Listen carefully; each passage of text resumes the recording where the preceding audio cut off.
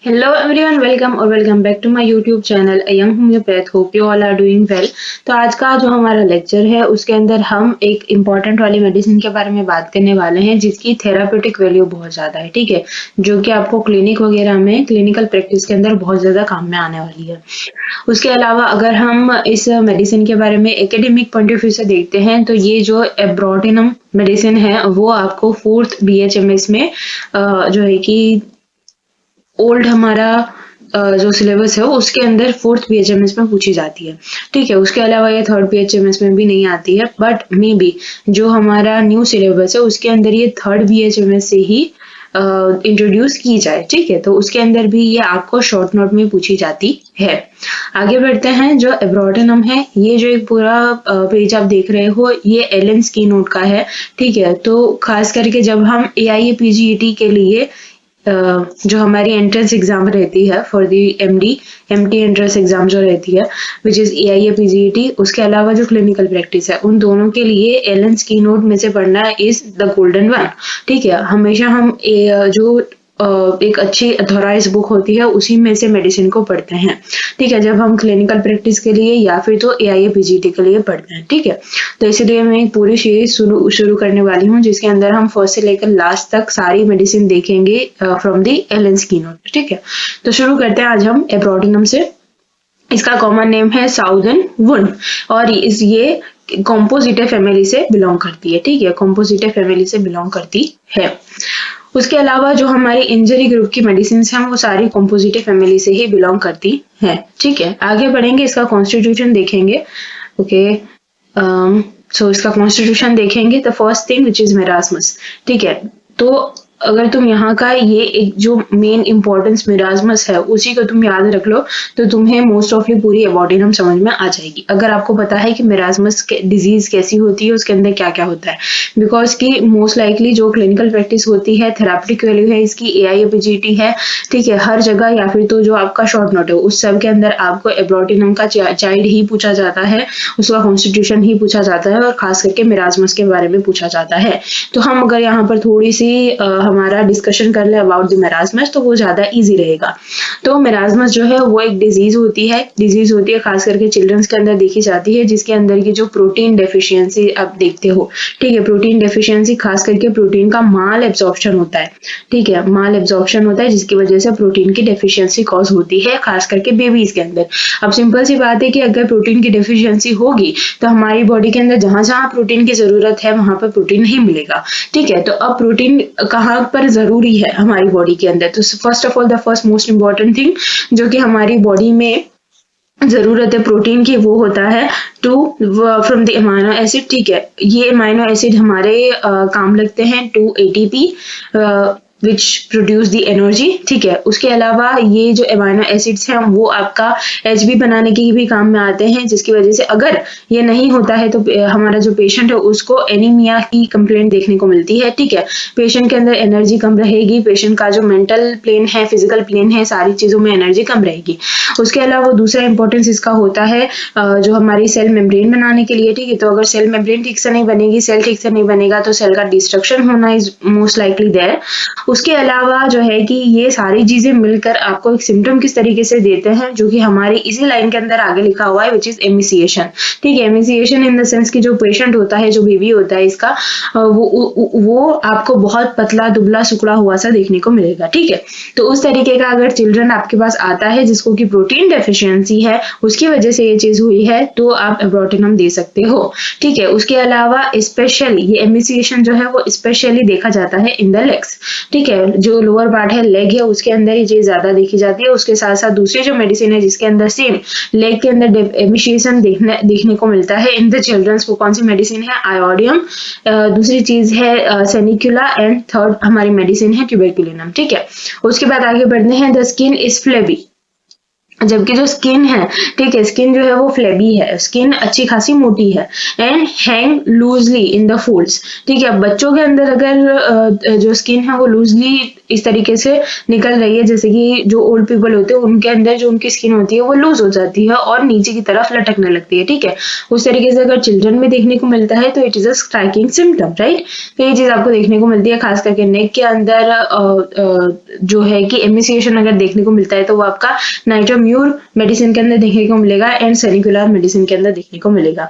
अगर हम more over इसका एक कंक्लूजन देखने जाएंगे कॉन्स्टिट्यूशन का, एब्रोटिनम का, तो आपको देखने को मिलेगा marasmus in the children with emaciation especially on the leg, skin are flabby and hang loosely in the folds, ठीक है। तो ये चीज आपकी खास करके होती है एब्रोटिनम के अंदर। बाद में देखेंगे हम इसका मेंटल जनरल। तो चाइल्ड इज इल ह्यूमर्ड, ठीक है। क्यों इल ह्यूमर्ड है वो चीज मैंने आपको आगे ही बता दी, because of there is no ATP, there is no energy.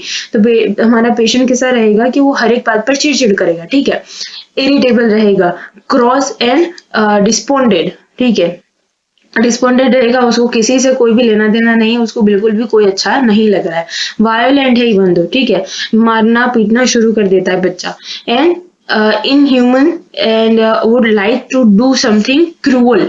ये एक पेशेंट का अपना इंस्टिंक्ट रहता है, अगर बच्चों में नहीं, अगर तुम कोई एडल्ट के अंदर भी ये चीज देखते हो कि उसके अंदर एमिशिएशन है, इवन दो एडल्ट है, या फिर तो अगर कोई ओल्ड पीपल है उनके अंदर भी प्रोटीन डेफिशिएंसी होना इज वेरी कॉमन, ठीक है। तो उनके अंदर अगर इस तरीके का इल ह्यूमर्ड, इल नेचर्ड है, ठीक है, तो साथ में वायोलेंस है, साथ में जो है कि पेशेंट को कुछ क्रूअल, कुछ ऐसा कि भाई सामने वाले को बिल्कुल पसंद ना आए वैसी चीजें करने का मन करता है, तो आप एब्रोटिनम को एज अ मेडिसिन सोच सकते हो, ठीक है। दूसरी हमारे पास है physical general. Physical generals in the sense कि आगे भी जो सारे पर्टिकुलर्स हम देखते हैं वो, ठीक है, जैसे कि हमने दूसरी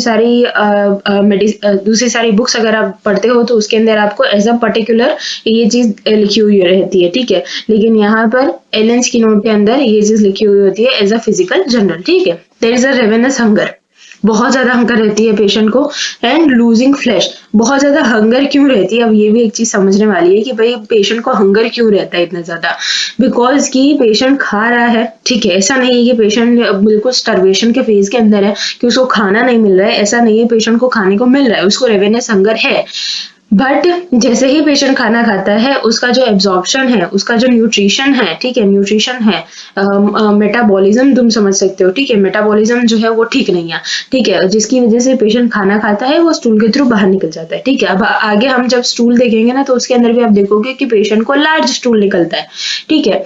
तो ये चीज इसीलिए होती है बिकॉज की पेशेंट का मेटाबॉलिज्म ठीक नहीं है, और अगर मेटाबॉलिज्म ठीक नहीं होगा, एब्जॉर्प्शन ठीक नहीं होगा, तो पेशेंट को जो चीजें न्यूट्रिशन मिलनी है वो नहीं मिलेगा, ठीक है, जिसकी वजह से पेशेंट एमिसिएटेड ही रह जाएगा। Losing flash while eating well, ठीक है, ये चीज जो है आपको आयोडम में ज्यादा देखने को मिलती है अगर कोई एडल्ट इस तरीके से देखने को मिलता है, ठीक है। उसके अलावा नाइट्रोम्यूर है, सेनिकुला है, ट्यूबरकुलिनम में, ठीक है। दूसरी साइड हम चलते हैं हेड के ऊपर कि भाई हेड के क्या सिम्टम्स हमें देखने को मिलते हैं। In the marasmus head weak, ठीक है, हेड जो है वो बहुत ज्यादा वीक होता है and can't hold it up, ठीक है, लाइक एंथुजा सैनिपियम में भी जब जो हमारा बच्चा है उसको कन्वर्जन्स आते हैं, ठीक है, खास करके जब कन्वर्जन्स आते हैं तब बच्चा जो है उसका हेड अपने तरीके से बाय हिज ओन वो खड़ा नहीं हो सकता है, ठीक है। उसी तरीके से यहाँ पर एब्रोटिनम में भी पेशेंट का हेड जो है वो कांट होल्ड इट अप तरीके का आपको सिम्टम देखने को मिलेगा। दूसरी आगे चलते हैं, फेस जो है, face is old looking, pale and wrinkled like opium, ठीक है। तो ओपियम को भी छोड़ दो, बट जो बच्चा है अगर उसका फेस रिंकल वाला है, उसका पेल फेस जो है वो पेल है, ठीक है, तो ये चीज आपको एब्रोटिनम में देखने को मिलती है। आगे चलते हैं, जीआईटी के ऊपर आते हैं। GIT is the important one for the academic purpose and alternate constipation with diarrhoea and lienteria, ठीक है। लिनेंट्रिया क्या होता है कि जो प्रोटीन है, ठीक है, प्रोटीन जो है वो आपको प्रेजेंट रहता है इन दी स्टूल, उसको हम बोलते हैं लिनेंट्रिया, ठीक है। तो और यहाँ पर कॉन्स्टिपेशन और डायरिया दोनों एक दूसरे के साथ अल्टरनेट रहते हैं। एक्सट्रीमिटीज हम देखेंगे which is painful contraction of the limb from the cramps of the following colic, ठीक है। सिंपल सी बात है यहाँ पर कि जो बच्चा है उसके अंदर एब्जॉर्प्शन जो है न्यूट्रिशन वगैरह कम है। तो सीधी चीज जब आप देखोगे कि जब प्रोटीन कम होता है बॉडी के अंदर, तब हमें हमारा जो लिम्ब है या फिर तो हमारे जो मसल्स है, ठीक है, लिम्ब को छोड़ दो, मसल पकड़ लो, ठीक है, तो मसल जो है उसको जो है कि न्यूट्रिशन ठीक से नहीं मिलता, मसल का भी अपना जो न्यूट्रिशन है वो भी ठीक से नहीं मिलता। और हमारा मसल जब कॉन्ट्रैक्ट करता है, ठीक है, मसल का कॉन्ट्रैक्शन जब होना रहता है, उसके लिए भी हमें जरूरत पड़ती है एटीपीज की, एनर्जी की, तो वो भी हमारे पास नहीं रहती है। इसी वजह से जो है कि पेशेंट को क्रैम्प्स आने लगते हैं। इवन तो आप देखोगे इन दी एडल्ट, अगर कोई पेशेंट है जिसको कि आयरन डेफिशिएंसी एनीमिया है, उनको नाइट के अंदर ज्यादा क्रैम्प देखने को मिलते हैं, लेग क्रैम्प ज्यादा देखने को मिलते हैं, ठीक है, तो ये चीज यहाँ से आती है। उसके अलावा रूमेटिज्म है, ठीक है, rheumatism for the excessive pain before the swelling comes, ठीक है, जिसे रूमेटिज्म जब होता है ना, तो उसके अंदर हमें सारे के सारे जो इन्फ्लेमेशन के साइन है वो देखने को मिलते हैं। लाइक जो हो गया हमारा रूबर हो गया, ठीक है, रेडनेस ऑफ द पार्ट हो गया, स्वेलिंग हो गया, पेन हो गया, ठीक है, टेम्परेचर राइज हो जाता है, ठीक है, ये सारी चीजें आपको इन्फ्लेमेशन के अंदर देखने को मिलती है। सेम वे सारी चीजें रूमेटिज्म में भी देखने को मिलती है। तो उसके अंदर यहाँ पर पेशेंट को खास करके क्या देखने को मिलता है कि पेशेंट को सबसे ज्यादा पेन होता है, उसके बाद स्वेलिंग आती है कोई भी पार्ट के अंदर जहां पर रूमेटिज्म हुआ है वहां पर, ठीक है, फ्रॉम सडनली चेक डायरिया और अदर सिक्रेशंस, राइट। ये चीज जो है वो बोल्ड में लिखी हुई है, और एलेंस की नोट में जहां पर भी जो चीजें हैं वो डार्क इस तरीके से बोल्ड में लिखी हुई रहती हैं, तो वो इंपॉर्टेंस रखती हैं, ठीक है। AIPCT के लिए ये चीज ज्यादा इंपॉर्टेंस रखती है, यहाँ से डायरेक्टली क्वेश्चन आते हैं। It is alternate with the haemorrhoid with dysentery, ठीक है, जो रूमेटिज्म है वो हेमरॉइड और डिसेंट्री के साथ अल्टरनेट करता है। दैट मीन्स के रूमेटिज्म जो है उसका कॉन्कॉमिटेंट है क्या, हेमरॉइड और डिसेंट्री, ठीक है। तो ये हो गया हमारा रूमेटिज्म। उसके बाद आगे बढ़ते हैं, देयर इज अ गाउट, ठीक है, जो जॉइंट है वो स्टिफ हो जाता है, स्वेलिंग रहता है, picking type of sensation, picking type of pain रहता है पेशेंट को, एंड रिस्ट एंकल के अंदर ये चीज ज्यादा देखने को मिलती है, पेनफुल और इन्फ्लाम रहता है, ठीक है। उसके अलावा very lame and sore all over the body, ठीक है, लेमनेस और soreness all over the body देखने को मिलती है। Marasmus of the lower extremities only, there is no upper extremity, ठीक है, अपर एक्सट्रीमिटी में मेरास्मस देखने को नहीं मिलता। मेरास्मस इन द सेंस जैसे हमने देख लिया, एंड सॉरी प्रोटीन डेफिशिएंसी की वजह से पेशेंट को क्या होता है, एमिसिएशन होता है। तो एमिसिएशन सिर्फ हमने कहाँ पर देखा, लेग के अंदर देखा, ठीक है।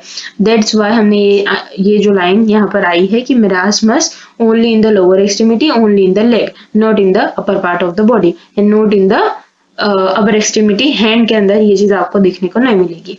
आगे बढ़ते हैं, फीवर देखते हैं, ठीक है, fever. So there is a great weakness, prostration and the kind of hectic fever with the children and unable to stand, ठीक है। तो सिंपल सा ये फीवर आपको देखने को मिलता है, जो कि यूजुअली जो है कि बच्चों में ज्यादातर देखने को मिलता है। उसके अलावा skin, there is a itching and child brain, ठीक है, चिल ब्रेन की वजह से इचिंग आती है। दैट मीन्स कि जब बच्चा है उसको ज्यादातर कोल्ड एनवायरनमेंट की वजह से अगर इचिंग आती है, विच इज चिल ब्रेन, ठीक है। ये चीज आपको एगेरिकस मुस्केरियस के अंदर भी ज्यादा देखने को मिलती है। रिलेशनशिप हम देखेंगे, after the hepar sulph in the furuncle that means की बॉइल, ठीक है, छोटा सा जो हम बाल तोड़ बोलते हैं वो चीज है। After the एकोनाइट bryonia in the pleurisy, ठीक है। अब जैसे आप देखोगे कि हमने ऊपर बॉयल के बारे में नहीं देखा, हमने ऊपर जो है कि प्लूरेसी के बारे में नहीं देखा, बट स्टिल ये चीज आपको रिलेशनशिप में मिलती है। ये चीज जो है कि आपको क्लिनिक के अंदर ज्यादा इंपॉर्टेंट रखती है, ठीक है, कि भाई जब आपने हेपार सल्फ दिया है, हेपार सल्फ का हमारा स्किन जो है बहुत ज्यादा पॉपुलर है, ठीक है, लेकिन जो है कि हेपार सल्फ अगर फेल हो जाता है, हेपार सल्फ का अगर बॉयल के लिए आपने दिया है हेपार सल्फ और वो फेल हो गया, उससे क्योरिंग नहीं हुआ, तो आप कौन सी मेडिसिन यूज करोगे, ये भी एक क्वेश्चन रहता है, ठीक है। तो तब आप एब्रोटिनम को यूज कर सकते हो। उसके अलावा जो एकोनाइट है, ब्रायोनिया है, उन सबका आप देखोगे रेसिपी बहुत ज्यादा हम इंपॉर्टेंस से देखते हैं, ठीक है। तो प्लूरेसी क्या है, ऑफकोर्स जो हमारा प्लूरा है वहां पर इन्फ्लेमेशन हो जाता है, ठीक है। तो तब अगर एकोनाइट और ब्रायोनिया भी हमारी फेल हो जाती है, तब आपने कौन सी मेडिसिन यूज करनी है, एब्रोटिनम यूज करनी है।